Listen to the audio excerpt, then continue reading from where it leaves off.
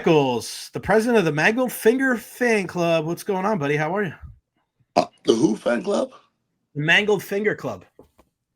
I'm not the president. That's Booger McFarlane. Oh, no, it's Brian Baldinger. Yeah, Baldy has the worst finger I've seen, but Booger's got a nasty one too, though. What's going on, brother? How are you? We're chilling here at the cafe, man. Did the Mike Calter show this morning. Nice. Chambo football. We got kind of a little exhibition game on Friday that can't say I'm looking forward to. Why not? We ain't ready. We ain't ready, bro. I'm not gonna sit here and lie to you. I haven't even put my starting line together yet, and we have a game on Friday, so I'm not sure it's gonna be all that pretty, to be honest with you. It doesn't count though. You'll have them ready though, as ready as they're gonna be, right? Yeah, well, I'll give you that, but I don't know how ready that is. Who y'all playing? Wharton. Wharton. So last couple of times you've been here, and David Terry said, Captain Beck, man, looking young, shaved up. You keeping the beard down tight these last couple of weeks, my man. Yeah, I somebody said, when's the last time he cut the beard off? I think it might have been a couple of years. So yeah, I remember it. Yeah, I've had the beard for quite a while. So I tripped people out for a first. People were just staring at me, not even thinking beard. They were just looking at me like, God, you lost a lot of weight. So I don't actually have to lose weight. I just have to cut my beard, and I look sleek. It's not as shocking as the Pat Donovan shave. I'll tell you that much. No. Let's not go there again. No. Shout out to our guy Chan Leonard donating with the super chat $5 as a Chamberlain graduate. This chief appreciates Ian. Chan Leonard, thank you very much, man. Appreciate that very much. Buccaneers preseason opener. I know the win is the win. It is what it is. But first thing that jumps off the page to you after watching that game Saturday night. Nothing could jump off the page in a preseason game for me. I don't allow that to happen. Now, as a Buccaneer fan, I watch it and I go, you know what? I'm not a nitpicky guy, but the offense looked somewhat crisp. Okay. I'm just going to let everybody know out there, okay? Your first preseason game, your coaches will even say, I don't give a rat's ass if we win this game. Let's just look crisp. Okay, let's look like we've been coached. Let's not jump off sides. Let's not line up off sides. Let's not have a bunch of missed assignments. I didn't see stuff like that. So I don't know if I'm an outsider or insider, but as a Buccaneer fan watching, there's nothing I saw in that game that made me go, oh boy. So, and there's nothing in that game that made me go, oh, here we go either. So, I watched the first preseason game like it doesn't matter, because it really doesn't. What do you have to say about a guy like Kyle Trask? It seems like he really kind of stepped it into gear now that Teddy Bridgewater came on board, and Kyle looked much better in practice day than Teddy did, and that's normal. I mean, he's been with the team for the last couple of months, but what does that say about a guy like Kyle Trask, where might kind of up and down during training camp a little bit, but man, this bringing Teddy has seemed to light a fire under his ass, and I thought he played pretty well on Saturday night. Yeah, okay, but I would say this. Is it crazy to say, what is it, his fifth year? Fifth, yeah. I think fifth now. Is it crazy to say that a fifth-year quarterback should look good in the first preseason game against backups? I think that should happen, right? Mm-hmm. So, if he looked bad, it'd be time to say you got to go. Yeah. So that's the way he should have looked in that situation. And they didn't bring in Teddy Bridgewater just because of Trask, okay? Because your third quarterback sometimes ends up being important, okay? It does happen. And if something happened to Baker Mayfield, you can't go into the season with just Kyle Trask.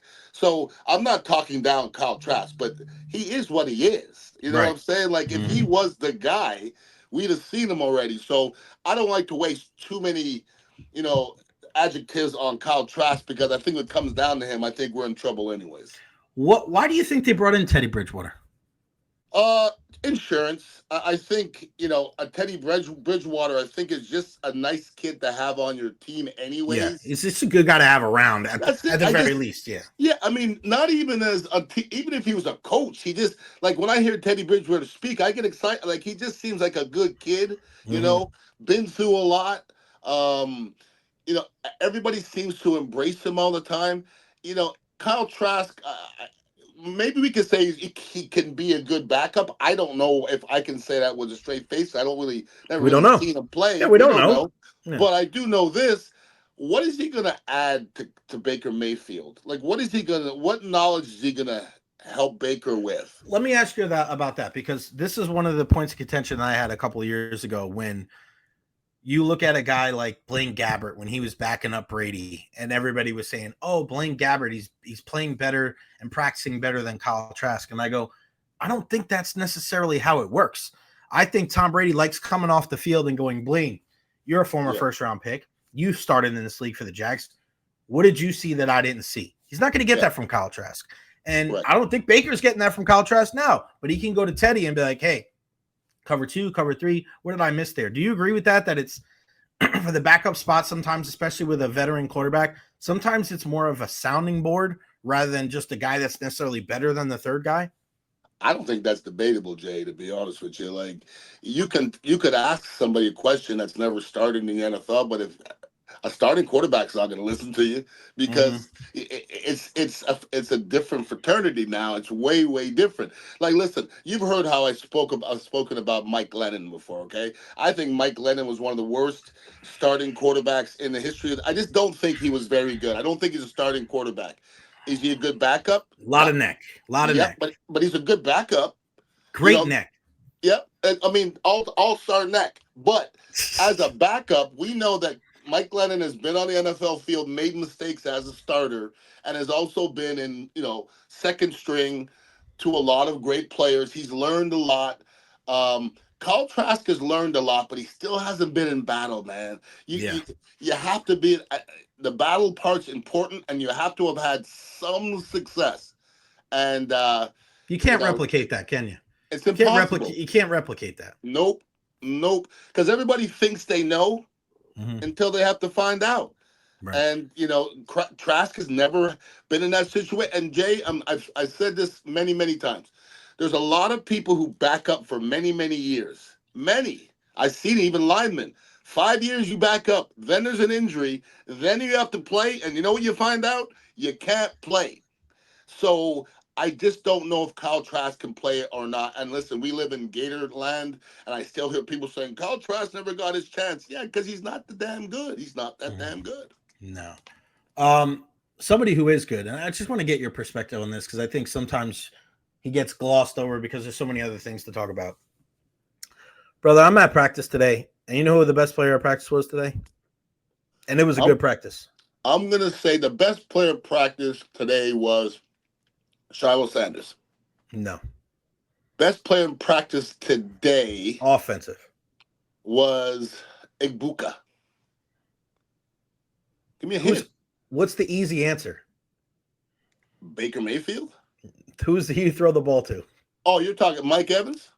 Brother, I mean, I'm watching him and I'm going, he's getting separation. He's making contested catches. He's doing everything.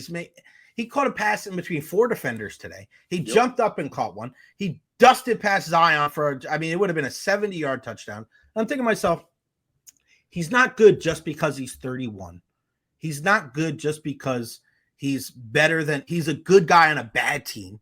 He's not good because it's like, oh, it's me and you, a flash of brilliance, like the JTS flashes. Bro, he's still the best player on the team. Like, he's going to be 32 in 10 days. Like, I don't want to say, I don't think we take him for granted here, but how difficult, I have trouble wrapping my head around it, because you and I speak a lot about guys don't get healthier when they get older. We even spoke about our top 3 Buccaneers on the team right now. We're like, well, Mike, you would think he's 1,000 yards every single year. And then he comes out and he's still practicing like a guy that's 25. I mean, what can you honestly say about Mike Evans that hasn't already been said? It's amazing. You know who Mike Evans is in Bizarro World? Desmond Watson. Okay? So what I said about Desmond Watson, and it's funny, I remember you asking me, are you offended? And I said no. Then I came back and go, you know what? Yes, I am offended. Because from that point, I've had 20 other people ask me about Desmond Watson. And I'm like, isn't this funny? Nobody's asked me about Kalijah Kancey. Nobody's asked me about Vita Vea. Nobody's asked me about, our new rush end. Because you had a good take. But no, what do you think about Desmond? I go, you mean the fat kid that's on the side moving around garbage bins? That's all he's doing. Now, here, let me flop it now, Mike Evans. Mike Evans is the ultimate pro, okay? We're not talking about a good pro, great pro. I'm talking the ultimate pro, Michael Jordan, I'm like odds category type cat, okay? There's a reason why he's this deep in his career. He's still playing, he's still shining. Right now is the best Mike Evans you're going to see this year. And this is not knocking him. Mhm. Mike Evans is going to come into the season in the best shape he possibly can be because he knows what this season's going to take, okay? Now, right now is the best Mike Evans because he ain't caught no licks, Mhm. okay? He hasn't caught any licks yet because, like in my ninth year, when I got to training camp, I'm like, God, I'm in great shape. I feel great. My wind is great. Everything, my body feels great until you get in the camp, you catch a couple licks, and then the old aches and pains come. So Mhm. right now, he's not caught a lick. Okay, so in week 4, 6, 8, all those other injuries creep back up. You know what I'm saying? So Mhm. it's gonna be a different Mike Evans in week 10. Okay, that's just the evolution of life. So right now you're seeing a Mike Evans that prepared himself for a 17-week battle of just catching licks. So this is the best Mike Evans you're gonna see this year. We know Mike is not ever afraid to back down from a challenge. We know of his history with guys like Marshawn Lattimore, and he's not afraid to stick his nose in there. But the one thing I've noticed with Mike Evans, and listen, I've been to 11 training camps now, is there's such a high respect factor from players on other teams and also players on the Buccaneers. Like, he catches a pass today and he runs down the left sideline, like in the middle of all the defensive players. And he wasn't running by them talking shit. He was running by them like to get back to the thing. And there were guys that literally like went out of their way to dap him up. Like, not on like, kiss the ring shit. Like, well, that Mhm. was a nice play, but you respect a guy like that. What does it say about a guy like that where he seems like he's an awesome teammate too? I mean, I know it's not the end all be all, but when you put that on top of it, to me, that kind of like seals the deal when you're talking about Hall of Fame and just like people are going to vouch for that guy for the rest of his life. Well, Jay, let me give you an example. Those kids that are dapping him up are 23. No, but And, that's the thing, Beck. It wasn't even just them. Like Hassan Reddick was dapping him. okay, It wasn't okay, just like he was like, oh, you respect the elder guy. yeah, Like it was Levante, it was sure, Hassan, and yeah. the rookie. So, and that's the thing is, I when I see it, and it's just like, oh, you're a young guy. You know what I mean? You're not getting Mhm. many reps, so you give daps. I know that one, Yep. but it's like everybody gives Mike love because not just because they respect the guy, because he's still balling out. Well, and he's above them, Jay. You know what Yeah, I said? he There's just is. he just is. Like, okay, so who on the football field who has more accolades than Mike Evans? Yeah. Nobody. Mm-hmm. So I'll give you an example in my world. Okay, in my which would have been my fourth year maybe. Anthony Munoz came to the Buccaneers, and he was supposed to be the right tackle next to me. And the second Anthony Munoz stepped in the locker room, it was different. I'm just Mm-hmm. telling you, you can't disrespect Anthony Munoz. You can't. Who are you? What's your name? Mm-hmm. Get out of here. Anthony Munoz still today is when you say who's the best tackles ever, you got to bring up Anthony Munoz. Right. Anthony Munoz came in and his which would have been his last year. He wasn't the biggest guy. He was lean. He went out there, was punching cats in the face, and he just warranted respect. And Mike Evans is that guy, dude. I mean, Mm. Tom Brady was that guy. That guy doesn't come through too often. Mike Evans, I sometimes Tampa Bay is spoiled. Okay, I'm just Mm-hmm. telling you because we got a chance to watch Mike Evans through his whole career. We got a chance to watch Rondé Barber through his whole career. We got a chance to watch Derek Brooks through his whole career. There's a lot of players that have got a chance to come through that we've watched, and we're blessed. Okay, and Mike Evans is definitely a blessing. Yeah, I mean, an elite player, but an elite human being too. And I think that Facts. an elite leader, I mean, look at that guy, and it's just, we're very fortunate to be able to have him here.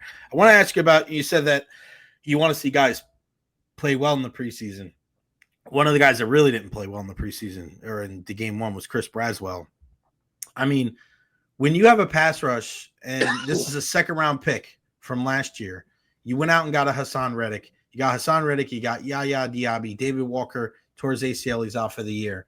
So you have Anthony Nelson. He's that grind type of guy. You know what I mean? Logan Hall. Like, you have those two serviceable guys on the line and outside linebacker. But I feel like Chris Braswell, if he's not careful, Beck, we might be going down the same road as we did with the JTS thing, because I'm hearing people saying, well, he looked better. He looked better coming into camp. Like, I don't give a shit what his body looks like.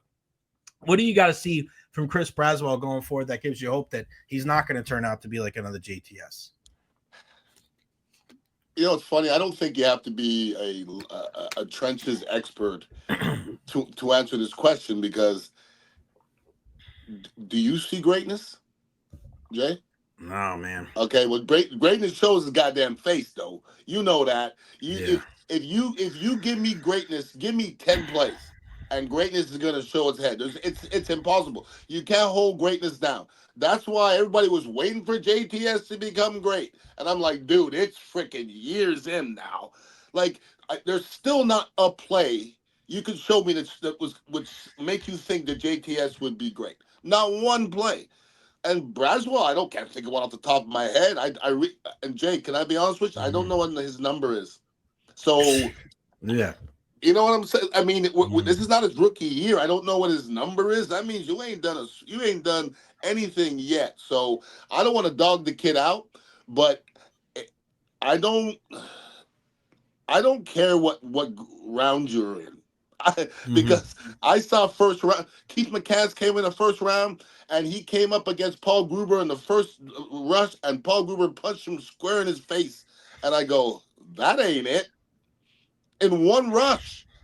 Okay? Broderick Thomas, people are like, Broderick this and that. Broderick Thomas, Broderick Thomas was a dog. Okay? So you can see football players. Football players can't hide. They can't hide from other football players, that's for sure. How do you balance that out, Beck, right? Because there are guys that sometimes are late bloomers, but is it more of like, if they're a late bloomer, they're probably just going to be a very good player rather than a great player, an elite player? Because because the opposite's got to be true, right? As well, where guys come out of the gate, you're like, wow, that guy's going to be a world beater, and then he kind of falls off a cliff. So how do you find that balance? Where is that kind of breaking point where you go, all right, well, he got to get to this point, because if he's not good at this point, he's never going to be good? That's a hard question to answer, because it's particular to positions. I think a defensive end or a rusher, you're gonna see signs like real early if a kid can rush. Okay, and if a kid can rush, doesn't mean he can play 3 downs. That it doesn't mean that. So as an offensive lineman, it's going to be a little harder, because it has a lot to do with your opponents. Some people don't play well against bull rushers. Some don't play well against speed. That's why football's funny, man. I mean, quarterback position, you're going to have to struggle. Yeah. They all do. And then how much do they have to depend on their supporting cast? So it's so hard. It's so hard to see that. I'm just saying, when somebody is going to be great, you can see it. Like Mike Allstott, the second Mike Allstott got on the football field, I went to Tony Mayberry, I go, what was that? I go, did you see it? Did you see that? I go, you see that little squatty son bitch do that? I go, and I would say to Mike, I go, Mike, dude, you're different. Mike was different. Warren Sapp came in. That's Warren a good look at this. Look at this comment. Warren Sapp was much better in the second year, but Braswell's no Warren Sapp. Shout out to VA Green. But yeah, you talk about that a lot. I was about to bring up Warren Sapp. Yeah. Warren Sapp wasn't good in his first year. Like, I would say that if he was in the room and he looked at me and go, you right back. But in the midst of not being good, you still saw what was fitting to come, though. Okay? Because when he was not being good, he wasn't being pushed all over the place. Right. He was still fighting. He was still talking crap. He just couldn't see things. And that's what football is, man. It's like, it's so easy to look at a quarterback and tell him he's bad while he's doing the hardest thing on the planet to do as a 21-year-old kid. It's so easy to do. And I just don't, it's sometimes evaluating players, and people get caught up in the good, and sometimes they get caught up in the ugly, okay? Right. Sometimes it's about the whole thing. All the time it's about the whole thing. And it's also about the way you deal with the press, okay? Because the press I've seen the press talk people down to their knees.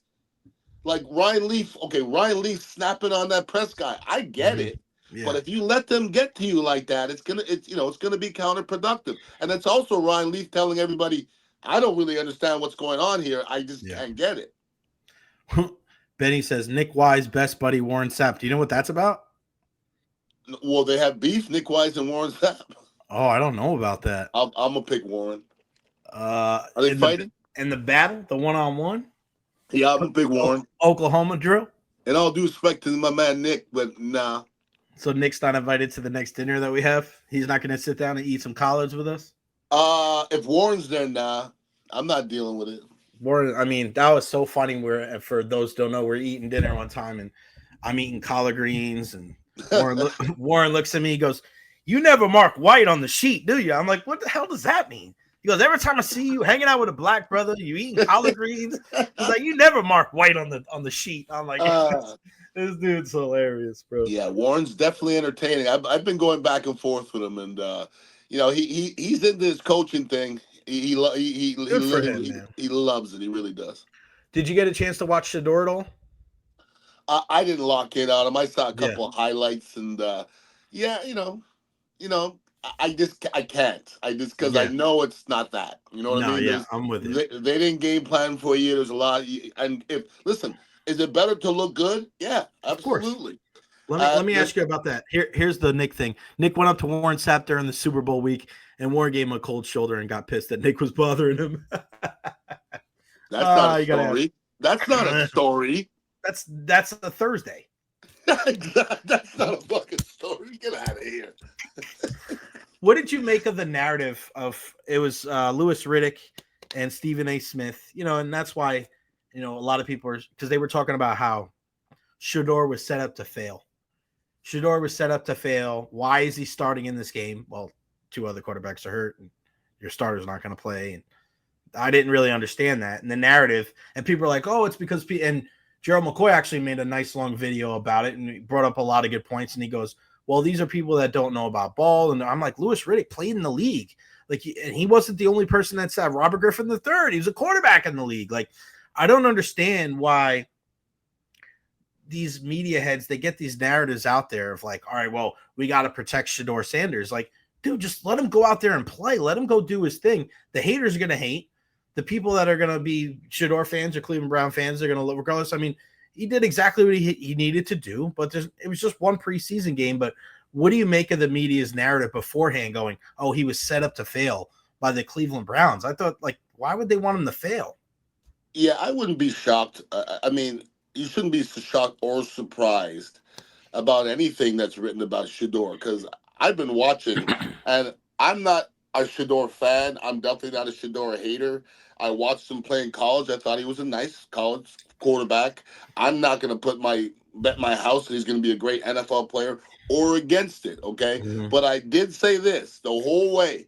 God damn, he's getting a lot of press. Yeah.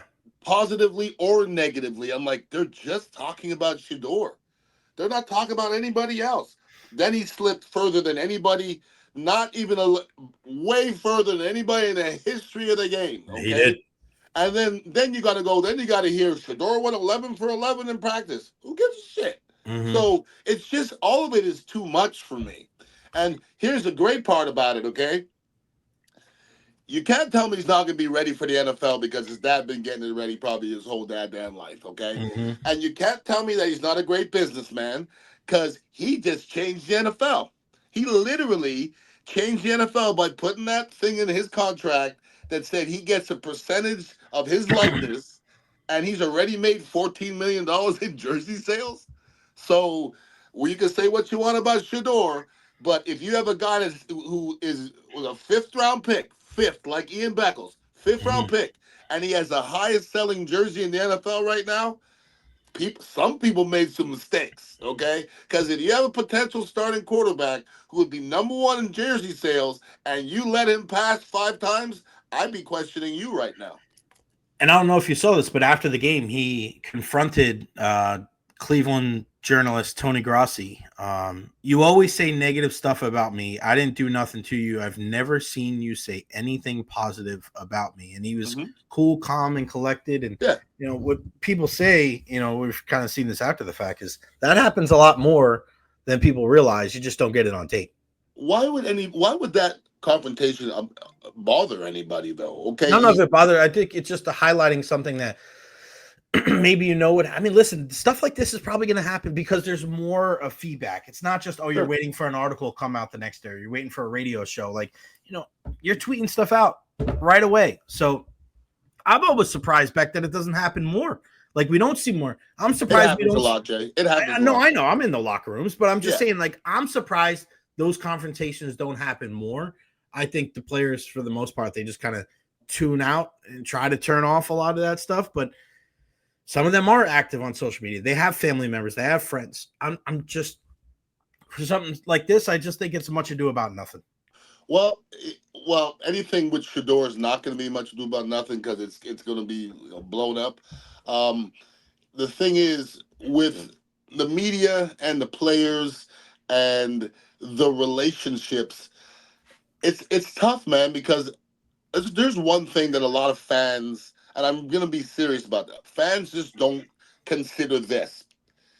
Athletes are humans. Right. I'm being serious about that. Oh, no, why is he being petty? That guy's just doing his job. Okay, so you're going to sit here 5 feet from me looking in my face, and all you do is write negative things about me, and I'm going to talk to you like you're my friend? Right. I'm not built like that. You see what I'm saying? A lot of NFL players are not built like that. So I'm with you, Jay. I'm surprised there's not more confrontations. There probably is, but there's very few, media people that are important. Some of them don't even go into the locker rooms. Right. A lot of the ones who talk bad about people, they don't come face to face with these players. So if I did go face to face, and it's happened with me, and I confronted my guy as well, and I'm fine with that guy today.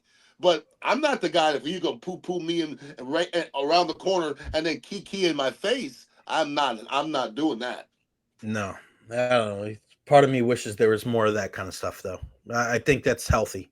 I think conversations like that are healthy because I feel like if you have a pen and you're writing stories, and if you're a radio host, like that's why, and I was in the minority of that working at WDAE. I thought it was maybe cowardly is too strong of a word, but I didn't feel completely comfortable giving my opinion on players and how they play if I didn't go and just be around the locker room or be around the team. Not saying that I was going to get a one-on-one with the guy, but I feel like who am I? How are you going to really believe the things I say if I'm not in there? Like yours was different. You had a football background. So what you brought to the table as a radio host was different. You didn't have to go in the locker room because you lived in the freaking locker room. But I feel like some of our compatriots over the years, like it's easy to say things when you don't have to face the music. And it's not just the players. It's the PR guys, because that's part of the reason why it doesn't get to that level. And you know this. The PR has to deal with a lot, teams of people. And they get in the way and they say, hey, we heard this. Or, I went on record to say something about Sergachev a couple of years ago. And I was fired up. Lightning lost 5-0 in St. Louis to the Blues that were in last place. And Sergachev played terrible. And I went on the air and I said, the reason why Ryan McDonough is not here is because this guy is. And ironically enough, a year and a half later, they traded Sergachev for Bo McDonough back. But the Lightning said, like, hey, just to remind you, we are listening. And it was like, don't check what you say, but just, be kind. And I said, okay, I'm not going to change what I have to say. But there's also respect knowing, like, they knew that here's the line, and I was like here. And they knew, like, they just had it, they chit a little bit of a, don't be too much of a line stepper. I think professional athletes appreciate if you can do that, but still go into the locker room. I think professional athletes and men, real men, they appreciate real people. Okay, right. So everything I say about you, Jay, may not be on completely positive, but that I will say it right to you. Okay, right. That's true. I mean, that. Okay, and I think what's bad? Tell me. You don't want to get into that right now. Come on. Not in front of your people. Not in front of all your people. Damn, you know what I'm saying? Now I feel bad. No, you don't feel. I'll be honest with you. I don't think I've ever said anything No, I negative about you before. To my face. And what you said about being in the locker room and legitimizing you, there's something to that. Okay. Yeah. There's also people in the locker room every day that still don't have legitimacy. Okay. Right. But for myself, I thought, and this, I agree with what you said, but I also thought for myself, it's something that would have hindered what I did. Okay, because I didn't want to really befriend all the players. Okay, because if I just know you a little bit and you're gonna hear me dogging you, you're gonna think that I'm two-faced. You see what I'm saying? Right. Like, yeah. because I've said this many, many times. If I'm on an NFL football team and I'm driving in my car and I'm listening to sports radio and some guy, doesn't matter who's he played or not, is speaking negatively of the way I played, even if I didn't play well, it's going to be hard to like that person. You're going to feel some type of way. But that's human nature, though. Mm-hmm. Like, Ian Beckles played like crap. Like, who the hell's that? Who said that? Even if you did, you're like, Dad, why are you telling everybody that I played crap? That's just human nature. So there's a lot of angles. To me, I just like real cats, man. And listen, if you say I played poorly, that's okay. But if you say I play poorly and I play well, then we have to talk. I dislike the fact that when some people make mistakes, it doesn't matter. You see what I'm saying? Mm-hmm. Like, if you made a mistake, then go back and tell somebody you made a goddamn mistake. Because half of Tampa you read that you, who supposedly who no talent, said I played poorly and I played well, then I got a big issue with that. Yeah, it's funny. Like, even with all the things that we have where you can go back and check stuff, people still act like they didn't say things that they said. It's so strange. I'm not is it that strange? You watch politics lately? I don't know what you're talking about, Ian. I don't understand. That's actually a perfect example of the thing changing, right? What's going on? What's going on at the cafe, bro? You got a big. I saw the video. You have a customer appreciation night coming up. We do. Listen, we've gone through a lot of stuff, storms and issues and tragedies and a bunch of different stuff, and we've caught ourselves and we've changed the cafe a lot inside, and we got different furniture and a different layout. And Chris has been doing a great job of moving things around, and Ponzo's been kicking ass. So we just want everybody to be re-exposed. We love our fans, our people from Cava Social. Bodie and Sarah are going to come from Bradenton, bring some of their people. So if you're a Cava fan, if you're a Bone fan, I think Disney's going to come by. I'm trying to get John Senning here. Hopefully Jay Recher comes by and brings the Jay Recher crew. And it's going to be Saturday night at Dignitary Cafe, 4817 Southwest Shore Boulevard from about 8 o'clock on. And we'll be celebrating. And, there's great deals on our smoke shop stuff. And come hang out and have a good time, man. 4817 Southwest Shore Boulevard. Go check them out today. Dignitary Cafe, Ian_Beckles on all social media platforms.